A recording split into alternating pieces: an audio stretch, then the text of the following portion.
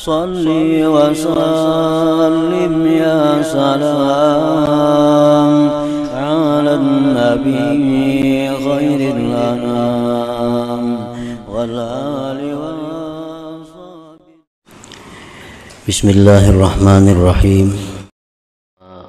Diriwayatkan di dalam kitab Sahih Al-Bukhari rahimahullahu ta'ala bahwasanya Sayyidina Ammar radhiyallahu anhu berkata,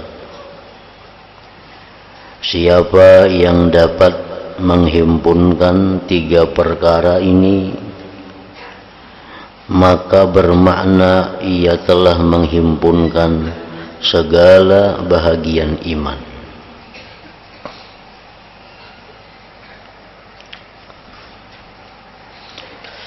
Artinya apabila orang dapat melakukan 3 hal ini, itu menunjukkan dia mempunyai keimanan yang sempurna. Pertama, menyadari hakikat diri sendiri. Menyadari hakikat diri sendiri. Yang kedua, menegakkan keselamatan bagi seluruh alam. Yang ketiga, suka menderma walaupun dalam keadaan fakir.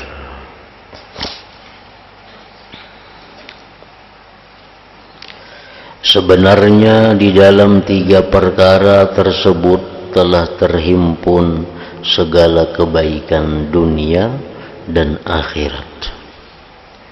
Dan di atas 3 perkara inilah terletak segala pengajaran Islam, yaitulah menyadari hakikat diri sendiri.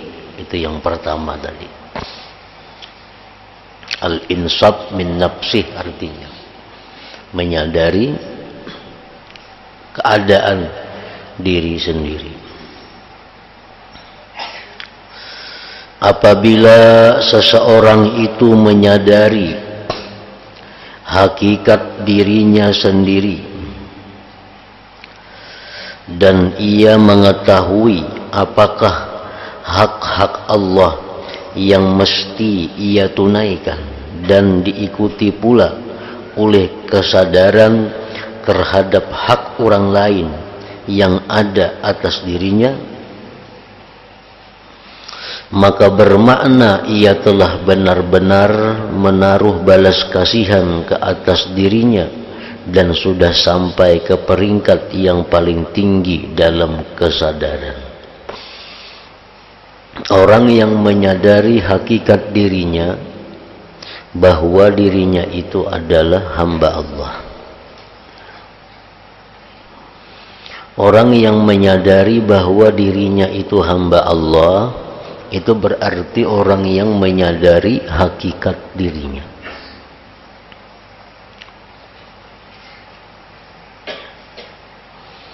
Nah, lalu apabila orang itu menyadari hakikat dirinya, yaitu bahwa dia mengakui, merasakan bahwa dirinya itu hamba Allah, tentu ada tugas dan kewajiban bagi seorang hamba itu kepada tuannya. Apa tugas hamba ini kepada Allah?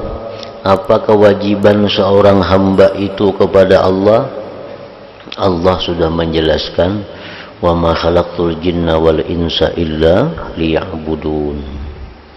Tidak aku jadikan jin manusia melainkan mereka itu untuk beribadat kepadaku. Nah, jadi ibadat itulah sebenarnya kewajiban seorang hamba kepada Allah. Ibadat itulah sebenarnya hak Allah yang ada pada diri kita. Nah, apabila seseorang itu menyadari bahwa tugasnya itu sebagai hamba adalah beribadat, maka berarti dia sadar dengan hakikat dirinya sendiri. Dan ini merupakan pokok dari segala-galanya.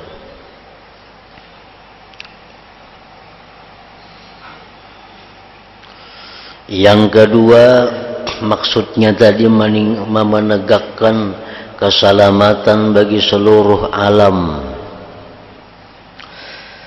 Ini mengandungi supaya dia menyebarkan salam kepada seluruh lapisan masyarakat.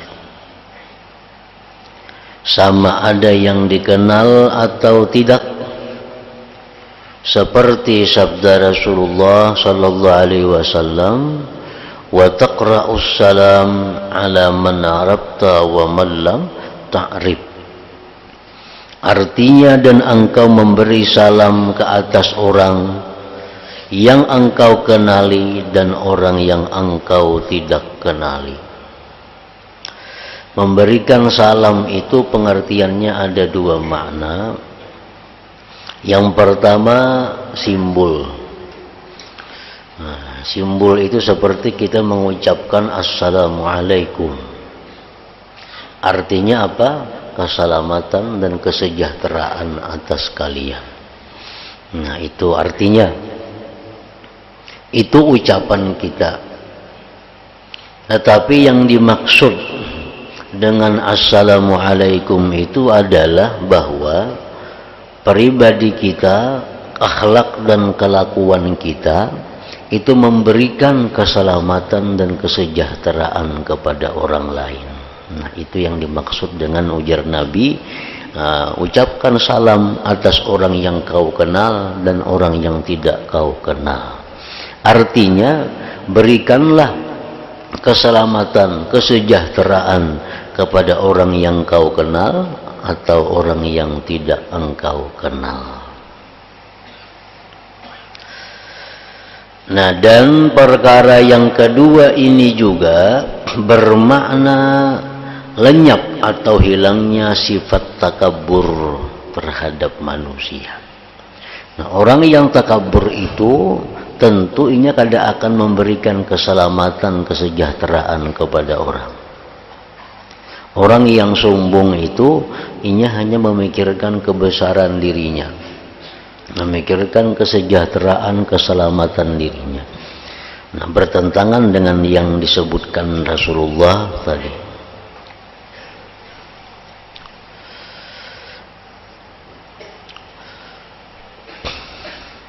Dan tidak mengangkat diri daripada mereka. Ini juga bermakna ia telah bebas daripada segala permusuhan, hasad, dengki, menghina orang lain, merasa besar diri di hadapan orang lain, merasa tinggi daripada derajat orang lain. Nah, itu yang kedua.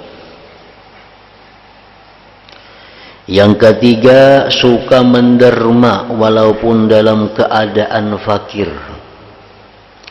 Maka ini merupakan kemuncak kemurahan.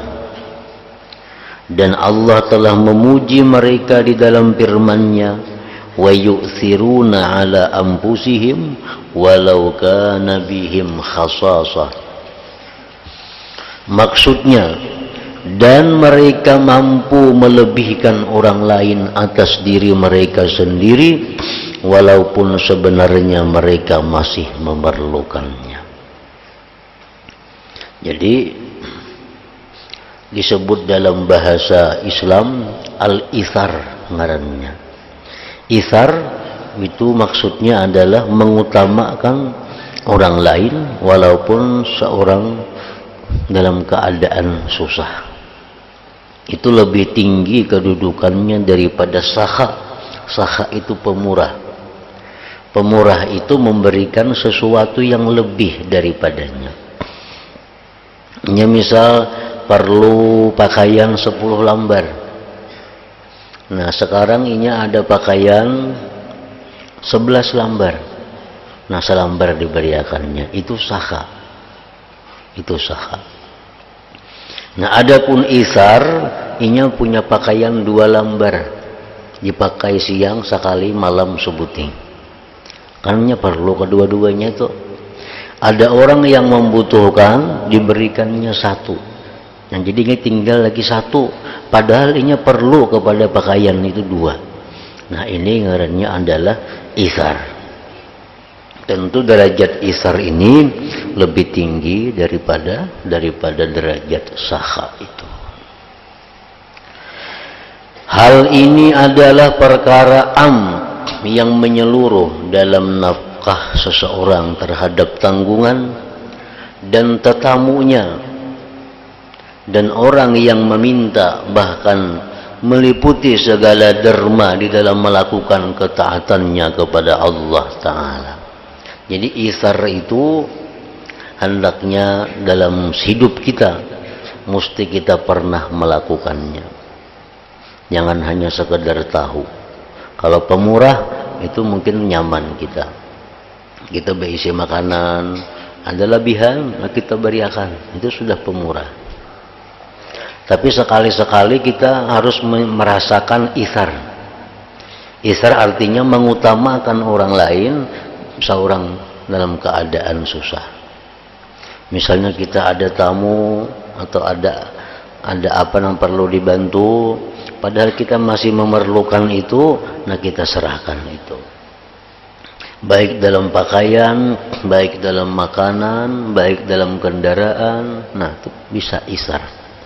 Kita bisa perlu kendaraan untuk menunaikan hajat kita ke pasar umpamanya. Kendaraan sebuahnya ada diisi. Lalu ada orang hendak minjam, nah minjam pang orang sepeda motor itu, aman kita injami, kita berjalan nih, nah injami. Kada kawar rutin sekali-sekali barang supaya kita dipuji oleh Allah dalam ayat yang termasuk wa yu'thiruna ala anfusihim walau kana bihim khasasah itu. Jadi supaya fadilat amalnya pernah kita rasakan. Kita misalnya ada bisi duit 10 ribuannya, walaupun di rumah ada duit. Kalau di rumah ada duit, cuman dalam perjalanan musafir misalnya, kita bakawan, kita duit ada 10 ribu lagi habis. Nah, lalu kawan kita nih habis duit. Nah, namun kita beriakan nih, kita ngalih nih 10 ribu nih. Nah, sekali-sekali beriakan, biar kita bangalih. Nah, supaya dalam hidup kita pernah juga melakukan isar ini. Jadi jangan hanya sekedar kita biasa menyampaikan, jangan hanya kita biasa mendengar, tapi sekali-sekali kita mesti ada isar itu. Dan isar ini umum, baik kita kepada orang lain, baik kita kepada orang tua kita, baik kepada laki atau bini, baik kepada anak siapapun. Nah, kita misalnya makan baiwak, lalu anak kita hendak makan, hendak iwak nih tujuan, namun kita unjuk, kita ada baiwak kalau anak nih, nah sudah unjuk dia 2 anak dah, biar kita ada baiwak makan. Nah ini isar ngarannya. Jadi sesuatu yang sangat dipuji oleh Allah Subhanahu wa Ta'ala, isar. Nah, tetapi isar ini kada semuanya dipuji, kada semuanya diberi pahala yang besar. Isar itu ada makruh. Mengutamakan orang lain itu ada yang makruh. Dalam hal apa? Dalam hal ibadah. Al-isar bil qurabi makruhun. Isar dalam hal ibadah itu makruh. Kalau dalam ibadah kada mengenal mengutamakan orang lain, yang penting seorang. Kalau ada kesempatan seorang berdahulu, orang lain nomor 2. Itu kalau hal ibadah. Mengutamakan orang lain itu makruh. Contohnya sab pertama. Sab pertama ini sab yang mulia, yang didoakan khusus oleh Rasulullah SAW. Nah, lalu kita ada di sab kedua dengan kawan-kawan kita. Ada sab pertama kosong. Nah, kita disuruh kita yang maju, jangan menyuruh kawan. Bila kita menyuruh kawan, itu kita dibenci oleh Allah. Karena urusan ibadah kita mesti mengutamakan diri kita.